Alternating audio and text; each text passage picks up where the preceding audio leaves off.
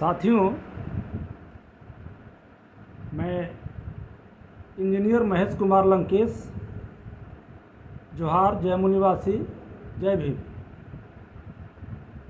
UCC bill लाने के पहले वन संरक्षण संशोधन विधेयक 2023 लाया गया। 26 जुलाई को यह बिल लोकसभा से पास हो गया है। अब इसे राज्यसभा से पास कर राष्ट्रपति की सहमति के बाद कानून का रूप दे दिया जाएगा। हमारे जो भी बुद्धिजीवी आदिवासी भाई हैं वह इसका पुरजोर विरोध कर रहे हैं। इनके विरोध का कारण सभी लोगों को जानना समझना बहुत ही आवश्यक है। सबसे पहले आदिवासियों के हित के लिए 5वीं अनुसूची और 6ठी अनुसूची संविधान में बाबा साहब भीमराव द्वारा लाई गई थी। यह अधिकार अनुसूचित जाति से भी ज़्यादा था, क्योंकि 5वीं अनुसूची और 6ठी अनुसूची में स्वायत्त शासन का अधिकार आदिवासियों को दिया गया था। यह आर्टिकल 244 में दिया गया है, यानी आदिवासी बहुल क्षेत्रों में आदिवासियों का अपना शासन होता। भारत का कानून जो सामान्य कानून है इन क्षेत्रों में लागू नहीं होते।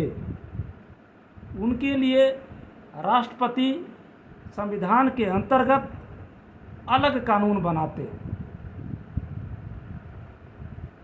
जो ग्राम प्रधान उनके संस्कृति पर आधारित होती। आज तक यह 5वीं या 6ठी अनुसूची लागू न होने के कारण आज आदिवासियों की ज़मीन बिक रही है। आर्टिकल 19(5) के तहत आदिवासी क्षेत्रों में बसने, ज़मीन खरीदने की स्वतंत्रता नहीं। आज उसके बदले में पेशा कानून लाई गई। पेशा कानून के अंतर्गत आदिवासी बहुल क्षेत्रों में कोई भी व्यक्ति वहाँ कल कारखाने स्थापित नहीं कर सकते। अगर उन्हें करना है तो उन्हें ग्राम प्रधान की सहमति लेना अनिवार्य होगा। उसके बाद उनके जो क्षेत्रों में जो वनोपज हैं, यानी वन से छोटे छोटे फल फूल निकलते हैं, महुआ का फूल है, पत्ते हैं, मधु हैं, मछली है, इन तमाम चीज़ों पर वहाँ आदिवासियों का अधिकार था। लेकिन जैसे ही यह कानून लागू होगा ये सारे के सारे अधिकार खत्म हो जाएंगे, क्योंकि यह कानून यानी वन संरक्षण संशोधन अधिनियम 2023 में आदिवासी के क्षेत्रों में सरकार सड़क बना सकती है, रेल लाइन बिछा सकती है, चिड़ियाखाने खोल सकती है, सफारी बना सकती है, और यह राज्य सरकार की सहमति के बगैर सीधे पावर केंद्र सरकार को हो जाएगी। जैसे ही आदिवासी क्षेत्रों में आम लोगों का जाना आना हो जाएगा, व्यापार हो जाएगा, वैसे ही आदिवासियों की संस्कृति नष्ट हो जाएगी, उसकी जंगल और ज़मीन छीन जाएगी। दूसरी सबसे बड़ी बात है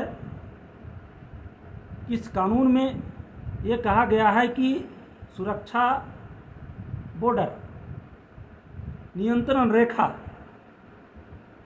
जो खास के मणिपुर और नागालैंड क्षेत्रों में है, यानी वह नियंत्रण रेखा के 100 किलोमीटर तक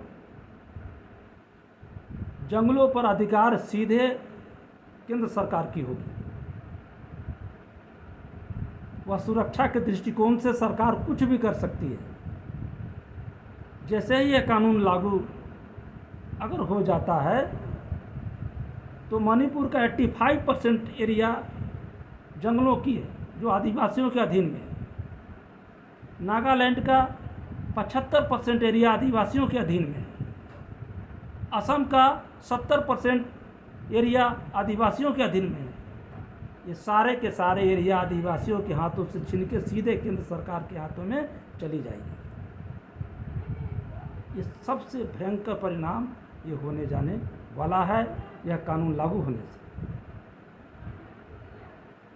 अतः सरकार सुरक्षा के नाम से या जंगल कटाई के नाम से यह विधेयक ला रही है।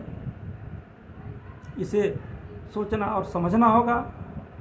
खास के जो आदिवासी लोग का हक अधिकार की बात है, समाज में सबसे निचले पायदान पर जो आदिवासी हैं जिनकी स्थिति भयावह है, समाज में जो सबसे ज़्यादा जो अत्याचार हो रहा है, आदिवासियों के साथ जो घटना हाल फिलहाल में चाहे वह पेशाब कांड हो, चाहे महिला को नंगे घुमाने की कांड हो, वह सिर्फ आदिवासी अनुसूचित जाति के साथ हो रहा है।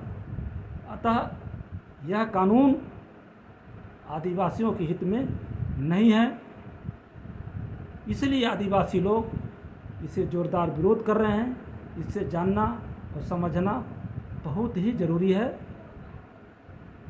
और जो आदिवासियों का जो स्थिति है, इसे सरकार अगर सुधारना चाहती है तो ये जो पूर्व की जो कानून है उस कानून को लागू करना होगा और आदिवासी को धरातल पर लाना होगा।